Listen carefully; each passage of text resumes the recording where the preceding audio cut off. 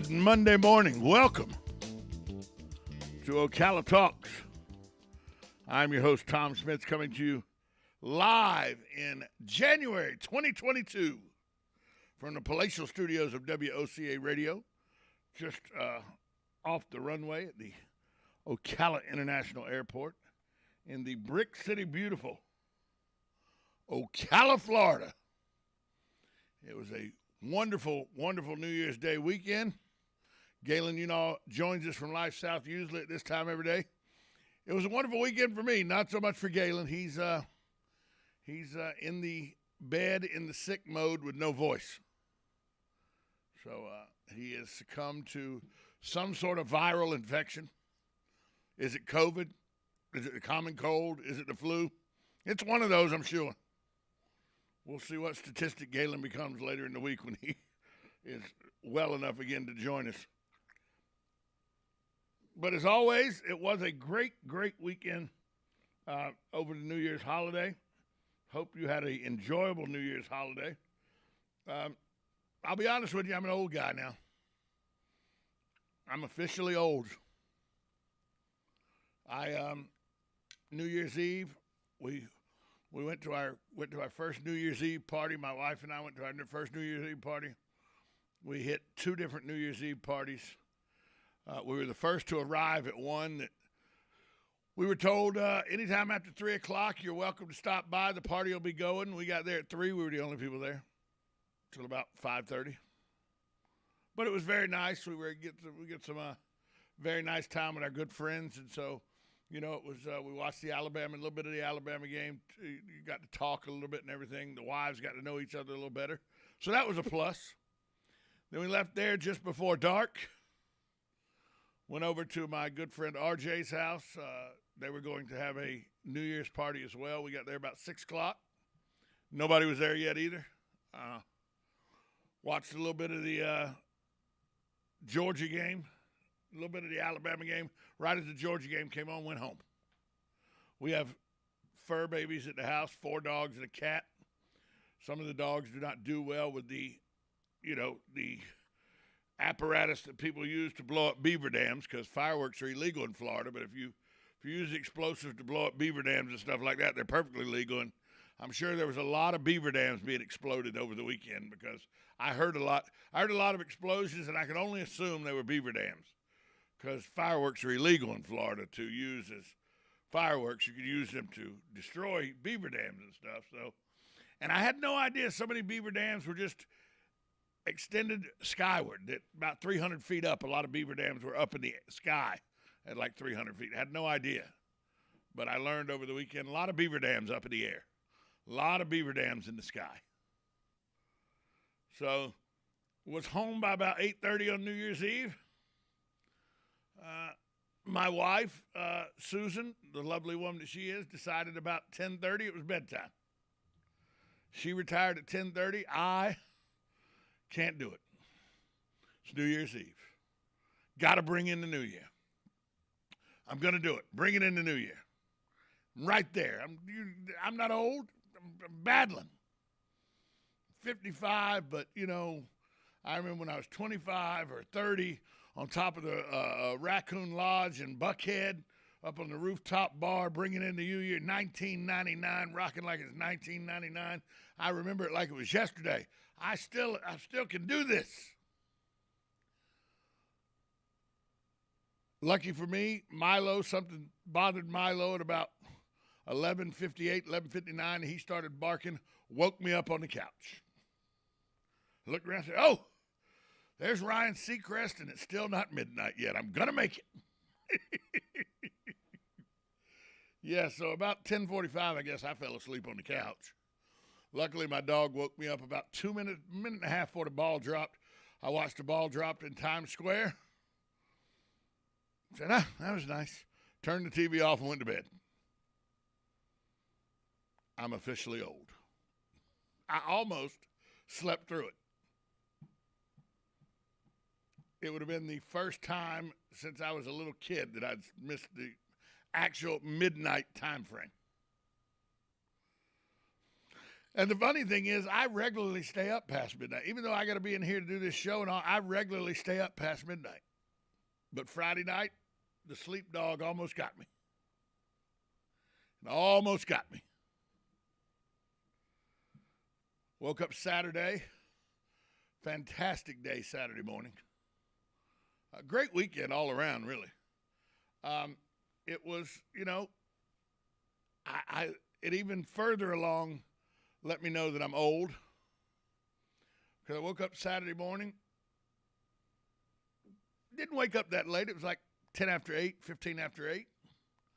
Got up, got ready for the, Rose Bowl parade and all the stuff that happens on New Year's Day, and then the bowl games, was getting ready for those and everything. Up at a good time, ready to go. Sat around the house watching bowl games and stuff, did some of the fun things, watching bowl games and everything. And then found out that it was bike night at one of my local hangouts. It's really a night that I enjoy because the bands are usually pretty good at this place, and I like live music. So I said, hey, I walked out on the back porch about 2:30 in the afternoon and told my wife, hey, even though it's January 1st, it's still the first Saturday of the month, so they're going to have bike night. You want to go? She goes, sure. Go, fantastic. So about 4 o'clock, she puts the prime rib roast in the oven because that's what we're going to have with the Hoppin' John, the collard greens, the prime rib roast.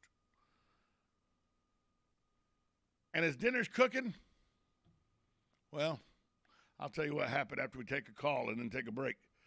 Good morning. You're on Ocala Talks with Tom Schmitz. Good morning, Tom. Happy New Year. Happy New Year, Hugh. I didn't make the ball drop again. It's probably 25, 30 years since I last saw that, and I don't think I'm really missing anything. You didn't miss a thing, Hugh. Not a thing. No, not a thing. I'll tell you one thing, though. Last night, I don't know how in the heck they can schedule a Packer game in Green Bay at night in January. Makes no sense to me. Makes no sense to me. I mean, it's bad enough to play during the daytime, but with a little sunshine in that, it's, at least it'll be probably half livable. But to do it at night, that game started at, 7:30, 8 o'clock or whatever. 8:20, Hugh, 8:20. Yeah, that would be 7:20 Central Time, where Green Bay is. But I taped most of it because I made it to halftime, and it looked like the Packers were doing pretty good. But I felt sorry. The place was loaded up. I just feel sorry for all those people sitting in that, I don't know, was it 10, 9-degree weather? I mean, that's just unbelievable. And then they had some of those idiots in the audience that had their shirts off, those kids, So I don't know. They could get frostbite or something. It's kind of a dangerous thing to do, right? Well, my dad, as a young man and a teenager and a young man before he joined the Marine Corps, he's from Sparta, Wisconsin. You know that. My dad's from Sparta over on the west side of the state, over near La Crosse and all on that side. And I always thought Catholic church was always on Saturdays because we always went to church on Saturdays. But it was because my dad's they always went to church on Saturday because on Sunday mornings during football season, they would wake up at like 4 in the morning and traverse across the state to get to Lambeau Field for their season tickets they had to the Green Bay Packers. Because if you're from Wisconsin, you got tickets to the Badgers and you got tickets to Green Bay games. That's what you got. So my dad would do that every morning. I said last night as I'm watching this game, I literally looked over at my dog who, he can understand what I say because he listens to me. And I go, my grandfather and father are rolling over in their graves right now. There's no way they'd have ever went to this football game because they'd had to been back on the farm to, get up early and start dealing with the cows and all on Monday morning. There's no way they could have ever went to this football game, and that would have been blasphemous to my grandfather. My grandfather and father wouldn't have known what to do if they could. We can't go to the Packers game because it's too late at night. What? Yeah, right. It's so crazy. And then a lot of those people, like you say, you got to drive back to Milwaukee or wherever, Sparta, or, that's a long ride at that time of night. Well, Sparta's 5 hours from Green Bay. Yeah, right. Yeah. Well, Milwaukee's only about maybe an hour and a half, 2 hours. But still, that's a long ride. That's a long ride at night. and there's always a lot of traffic after those games all the way down to Milwaukee. I experienced it myself several times. And I mean, you're moving along at 45, 50 miles an hour, and that's it, you know. And once the sun goes down, it really, I mean, it was cold regardless, but when the sun went down, it really gets cold. I don't know how they did it, Hugh. Have no idea how they pulled it off. I don't know. I got to have a little brandy with your Miller Lite, I guess, or I don't know what the heck they do. I don't know. I would say real quick, yeah, Sparta is a nice part of the state. In my younger years, I used to do a lot of deer hunting over in that part of the state. Very nice over there. First deer I ever killed, I was 6 years old in Sparta, Wisconsin. Right. Yeah. First one I ever got. Very good. But I'd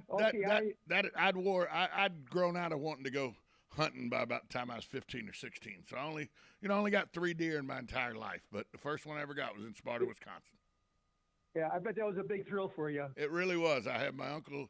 My uncle was there. My dad was there. My grandfather was there. It was a pretty good time. Yeah.